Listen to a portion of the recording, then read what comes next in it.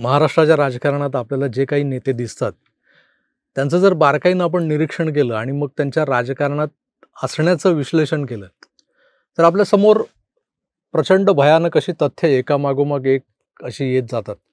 अगदी यशवंतराव चव्हाण कसे राजकारणात आले, वसंतदादा पाटलांना कोणती राजकीय पार्श्वभूमी होती, आपले आधारवड शरदचंद्र पवार यांच्या घरात कसं राजकीय वातावरण होतं, म्हणजे त्यांचे वडील, त्यांच्या मातोश्री, त्यांचे बंधू, तर हे सुद्धा राजकारणात होतेच की.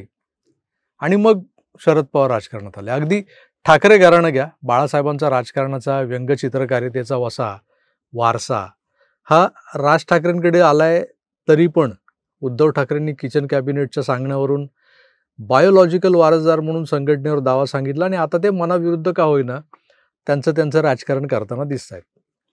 ठाकरे, पवार, देशमुख, पाटील ही काही आडनावं आहेत महाराष्ट्राच्या राजकारणातली, जी घराणेशाही पुढं रेटून नेणारी नावं झाली आहेत.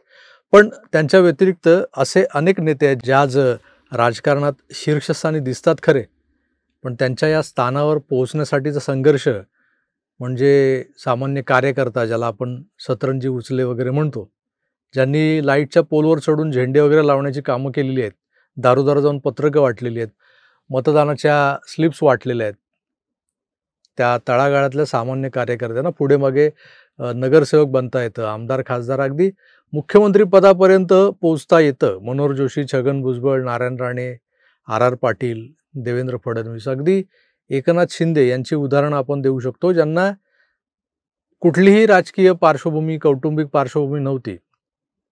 फडणवीसांची असेल थोडीफार, पण मी बाकीच्यांची जी उदाहरणं दिली ती आपल्या समोर आहेत.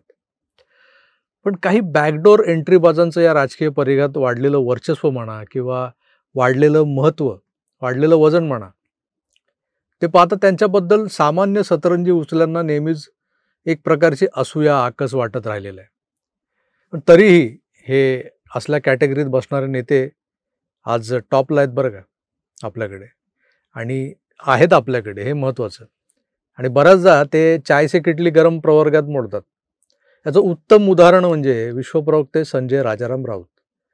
राऊत हे भांडूपसारख्या उपनगरातून सर्वसामान्य मराठी कुटुंबातून स्ट्रगल करत करत वर्तमानपत्रांसाठी जाहिराती गोळा करणारी एजन्सी चालवत, मग ते साप्ताहिक लोकप्रभामध्ये जाहिरात प्रतिनिधीचं काम करू लागतात. संपादकांचा विश्वास संपादन करून मग ते बातम्या आणू लागतात. त्यात विशेष म्हणजे क्राईम बीटच्या बातम्या त्यांचा USP होता. मग ते बातमीदार बनतात. लोकप्रभेसाठी काही विशेष मुलाखती संजय राऊतांनी घेतल्यात. त्यात गाजलेल्या मुलाखती म्हणजे धर्मवीर आनंद दिघेंची मुलाखत. धर्मवीर सिनेमातही एक पत्रकार दाखवलं आहे. काहींच्या मते ते पात्र, कॅरेक्टर हे संजय राऊतांचं दाखवलं आहे, पण ते बरंच सकारात्मक वाटतं. प्रत्यक्षात राऊत कधी एवढे सकारात्मक वागताना दिसलेत, शेवटचे कधी दिसलेत हे टॉर्च घेऊन शोधावं लागेल. असो, प्रत्यक्षात या दोन्ही मुलाखती गाजल्या त्या संजय राऊतांच्या काही खोचक प्रश्नांमुळे, आणि मूळ मुलाखतीत त्यांनी स्वतःच्या पदरचं जे काही जोडकाम केलं होतं त्यामुळं. बाळासाहेबांच्या मुलाखतीतला एक आक्षेपार्ह उल्लेख जो सगळ्यांनाच खटकला होता. त्यानंतर शिवसैनिक भडकले होते, खुद्द बाळासाहेब भडकले होते. स्थानिक लोकाधिकार समितीचे कार्यकर्ते राऊतांना ठोकण्यासाठी शोधत होते म्हणे. एक्सप्रेस टॉवरमध्ये शिवसैनिक घुसले तेव्हा राऊत नेमके कुठे लपले होते याबद्दल स्थानीय लोकाधिकार समितीचे अरुण बेतकेकर जे आहेत ना, माजी अध्यक्ष, तेच व्यवस्थित खुलासा करू शकतील. कधीतरी त्यांना आपल्या चॅनलवर आपण नक्कीच पाचारण करूया एका मुलाखतीसाठी. असो, म्हणजे सांगण्याचा उद्देश हा आहे की संजय शिरसाट जे म्हणालेत की संजय राऊत हा पेपरवाला आहे, आमच्यासारखा शिवसैनिक नाही, ते सत्य आहे. राऊत मूलतः कुठल्याही शिवसेना शाखेचे शिवसैनिक नव्हते, नाहीत. आधी ते शिवसेना द्वेष्टेच होते. आनंद दिघेंच्या मुलाखतीतून आग लावण्याचा अगोचरपणा राऊतांनीच केला आहे. या संजय राऊतांनी भाजप सकट सगळ्याच हिंदुत्ववादी पक्षांना आणि राम मंदिर आंदोलनाला त्यांचा कडवा विरोध होता. त्यांच्या सुन्न करणारे दिवस नावाच्या पुस्तकातून हे त्यांच्या मनातली जी मळमळ जी आहे ना ती बाहेर पडलेली आहे, सगळं उघड झालेलं आहे. मी फार पूर्वीच या पुस्तकाच्या अनुषंगाने एक व्हिडिओ केलेला आहे, आपल्या चॅनलवर आहे. या अशा संजय राऊतांना राजकारण म्हणजे गटार वाटायचं एकेकाळी. दूरदर्शनवर प्रदीप भिडेंनी राऊतांची मुलाखत घेतली होती. त्यात ते स्पष्टपणे असं बोलले देखील आहेत दोपहर का सामनाचे संपादक संजय निरुपम हळूहळू राजकारणात गेले.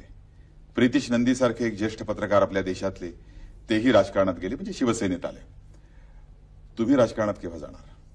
म्हणजे शिवसेनेचं काही आमदार पद किंवा तुम्ही असं थेट काय विचारता की तुम्ही गटारात केव्हा उडी टाकला?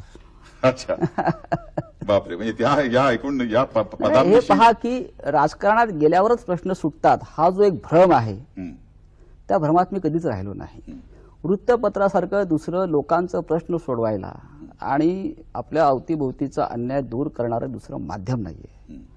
आज संपादक म्हणून जी ताकद आपण निर्माण करतो आपल्या लिखाणावर ती राजकारणी निर्माण कधीच करू शकणार नाही. म्हणजे आणि राजकारणी हे लोकांच्या मनातून उतरलेले आहेत, हळूहळू उतरत, आणि पैशाचं राजकारण फार झालेलं आहे.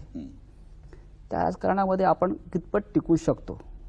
सामान्य माणसाचा प्रश्न घेऊन जो एक पत्रकार उभा राहतो तेव्हा तो पैशाच्या महापुरात वाहून जातो. अनेकदा या भ्रष्टाचारात त्याच्यात अनेक चांगले लोक आले आणि वाहून गेले. म्हणजे आम्ही राजकारणात अजिबात जाणार नाही, हे 2002 मधलं तुमचं वक्तव्य आम्ही चिरकालीन आहे असं म्हणायचं का? राजकारणात जाणार की नाही याविषयी आज संपादक म्हणून प्रत्येक संपादक हा प्रत्यक्ष अप्रत्यक्ष राजकारणच करीत असतो. पडद्यामागून वृत्तपत्रातून त्यांची मतं ठरलेली असतात. पण या भांडूपच्या देवानंदला सामनाच्या संपादक पदाची लॉटरी लागली आणि तो शिवसेनेच्या राजकारणातच घुसला थेट. तिथून शिवसेनेची अधोगती सुरू झाली असं म्हणता येईल. आता तर हाच बाबा शिवसेना प्रमुख असल्यासारखा वागू लागलाय. कधी कधी माणसाला असे भ्रम होतात की चला आपणच भगवान आहे. तसाच काहीसा प्रकार संजय राजाराम राऊतांच्या बाबतीत घडताना दिसतोय. आजवर जितेंद्र आव्हाड हा आपला इतिहास संशोधनातला खात्रीला एक सोर्स होता. आव्हाड कुठून काय माहिती बाहेर काढतील यदा यदासी धर्मस्य सारखी, याचा काही नेम नसायचा. पण ते काही मराठ्यांचा इतिहास, यांचा इतिहास, असा काहीतरी इतिहास सांगत असायचे. पण आता संजय राऊतही इतिहासावर हक्कानं बोलू लागलेत. मराठ्यांचा इतिहास राऊतांना नेमका कितीचा कळालाय हे गुलदस्त्यातच आहे किंवा संशोधनाचा विषय आहे. पण महादजी शिंदेंसारखा योद्धा हा गद्दार होता. किंबहुना महादजी शिंदेंच्या पुढच्या पिढ्यांनी इंग्रजांना मदत केली, देशाशी गद्दारी केली, असा आरोप ते बिनबोवटपणे करतात. या आरोपाला काहीही ऐतिहासिक संदर्भ, पुरावे वगैरे जे असतील त्यातलं एकही त्यांनी सादर न करता, काही न देता ते बिंदास गांजा मारल्यासारखं बोलून जातात. आपली मीडिया ते लाईव्ह दाखवते, TRP गोळा करते, पण राऊत काय गोळा करतात? एकनाथ शिंदेंना महादजी शिंदेंच्या नावाने राष्ट्रगौरव पुरस्कार काय देण्यात आला आणि महत्त्वाचं म्हणजे तो शरद पवारांच्या हस्ते काय देण्यात आला, म्हणून संजय राऊत प्रचंड व्यथित झाल्याचं पाहायला मिळालं. मानसपुत्र आपल्या पित्यावर प्रचंड उखडला होता. मग त्यांची जी टीका जी होती पवारांवरची, ती अगदी उद्वेगातून बाहेर पडल्यासारखी दिसत होती. पण त्यावर बोललोय, तुम्ही ते न्यूज चॅनलवर ऐकली, पाहिली. संजय राऊतांनी या पुरस्काराच्या आडून नुसती शरद पवारांवर, तेही आपल्या अलीकडच्या राजकीय कारकिर्दीत पहिल्यांदा टीका केली आहे एवढंच नाही आहे, तर साहित्य संमेलन म्हणजे दलालांचा अड्डा बनलाय, ही राजकीय दलाली आहे. हा पुरस्कार शिंदेना नाही तर अमित शहांना दिला गेलाय एक प्रकारे. महादजी शिंदेंच्या वारसदारांचा गद्दारीचा इतिहास पाहता एकनाथ शिंदेंना त्यांच्या नावाने, महादजी शिंदेंच्या नावाने पुरस्कार देणं हे एकदम योग्य होतं. अशा शब्दात राऊतांनी मराठेशाहीतल्या इतिहास पुरुषाचा अपमान केलाय, सध्याच्या सिंधिया घराण्याचा अपमान केलाय. याबद्दल त्यांच्यावर कायदेशीर कारवाई होऊ शकते. पण आजकाल संजय राऊतांच्या वक्तव्यांना कोणीही गांभीर्यानं घेत नाही. रोज मरे त्याला कोण रडे या उक्तीनुसार दररोज नित्यनेमानं जो भोंगा वाजत असतो सकाळी, त्या भोंग्यातून आज काय बाहेर पडले हे ऐकायला आता कुणाला फारसं औत्सुक्य राहिलेलं नाही आणि कोणी उत्सुकही नसतं. त्यातून एक चर्चा राजकीय वर्तुळात सुरू झाली आहे की संजय राऊत राहतात त्या भांडूपमधल्या एका ठिकाणची, नवसागराची आजवर लोक ख्याती ऐकून होते की फार पहिल्या धारेची मिळते, कडक असते, अव्वल दर्जाची असते. पण आता गांजाही अव्वल दर्जाचा कडक मिळतो इथं, हे नव्यानं कळलंय. हाच कडक माल मारून काही पेपरवाले राजकारणी बनतात आणि मग हा माल डोक्यात शिरला की ते घटकेत इतिहास संशोधकही बनतात, नवनवे शोध लावतात, अजून बरेचसे उपद्व्याप करून मोकळे होतात. हरामी म्हणजे नॉटी, असा हरामी शब्दाचा नवा अर्थ ज्यांनी मराठी जनतेला दिला आहे आणि मराठी भाषाविषयक ज्ञानात भर टाकली आहे महाराष्ट्राच्या, त्या संजय राजाराम राऊत नावाच्या भाषा तज्ज्ञाचंही कौतुक वाटतं. गांजेबाज मित्रो, तुम्हाला काय वाटतं? ज्यांचं एखाद्या राजकीय पक्षाच्या उभारणीत कुठलंही योगदान नसतं, त्या आयत्या बिळावरच्या नागोबांचे फुतकार सामान्य जनतेने का ऐकायचे, का ऐकावेत? एकनाथ शिंदे हे सीएम बनण्यासाठी आपला पक्ष भाजपमध्ये विलीन करायला निघालेत, असा एक सनसनाटी गौप्यस्फोट संजय राऊतांनी एका दिल्लीतल्या एका हिंदी यूट्यूबरच्या चॅनलवर केला आहे. शिंदे साहब का फ्यूचर क्या है? क्या ये पार्टी चलती रहेगी या शिंदे साहब कहीं ना कहीं अल्टीमेटली बीजेपी के बाराती हो जाएंगे? बीजेपी मर्ज करना पड़ेगा उनको अपनी पार्टी.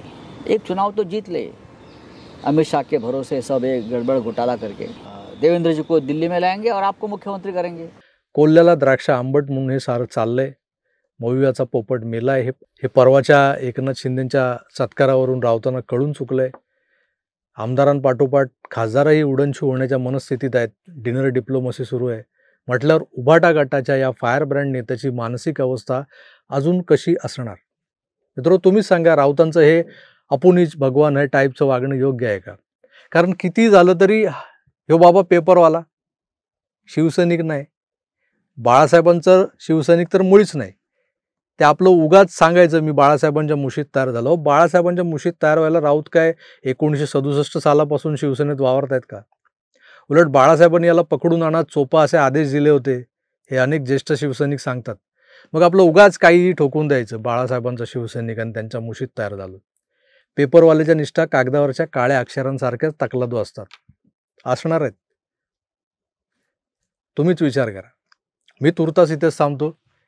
पुन्हा भेटूच, तोवर आपली काळजी घ्या आणि पाहत राहा आपलं आवडतं यूट्यूब चॅनल आकार DG9.